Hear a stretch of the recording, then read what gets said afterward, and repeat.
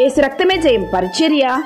ప్రియ రక్షకుడైన యేసుక్రీస్తు నామమున ఈ ఉదయకాలమున మీ అందరికీ శుభములు కలుగునుగాక.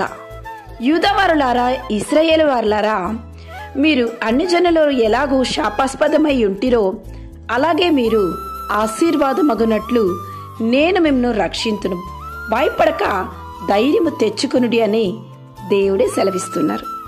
నా ప్రియ సహోదరి సహోదరులారా, పూర్వ దినములలో దేవుడు అవిధేయులైన యూదులకు విరోధిగా ఉన్నాడు. అయితే ఇప్పుడు వారికి విరోధిగా ఉండక వారికి తోడుగా ఉండి వారిని రక్షించేదనని ఈ మాట ద్వారా యూదులను దేవుడు ధైర్యపరుస్తున్నారు. దేవుడు మన పక్షంగా ఉండాలంటే సత్యమును అనుసరించి న్యాయమును బట్టి తీర్పు తీర్చి పొరుగు వారిపై దురాలోచన చేయకుండా అబద్ధ ప్రమాణము చేయకుండా నడుచుకోవాలి. అలా నడిచినప్పుడు దేవుని దీవెనలు పొందడం మంచిది. ఇతరులకు దీవెనగా ఉండటం మరి ఉత్తమము.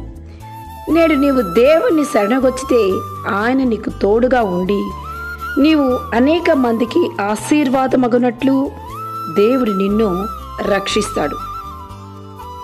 నేను నిన్ను ఆజ్ఞ ఇచ్చి ఉన్నాను కదా, నిబ్బరము కలిగి ధైర్యముగా ఉండుము, దిగులు పడకము, జడియకుము, నీవు నడుచు మార్గమంతటిలో దేవుడిని యెహోవానికి తోడై ఉండునని వాక్యము సెలవిస్తుంది.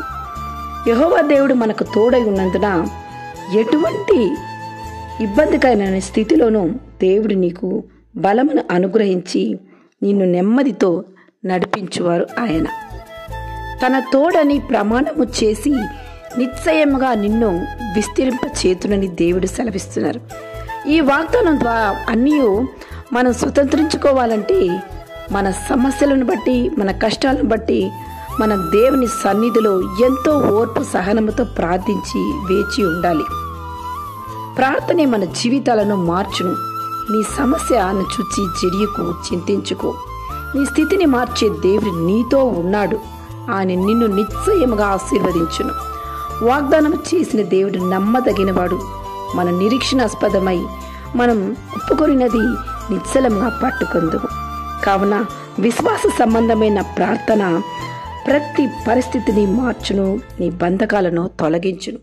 దేవునిపై విశ్వాసం ఉంచి నీతి నియమముతో నడుచుకో. దేవుని యొక్క ఆశీర్వాదాన్ని పొందుకొందుము. ఆమేన్. యేసు రక్తమే జయం పరిచర్యలో మీ సహోదరి. God bless you.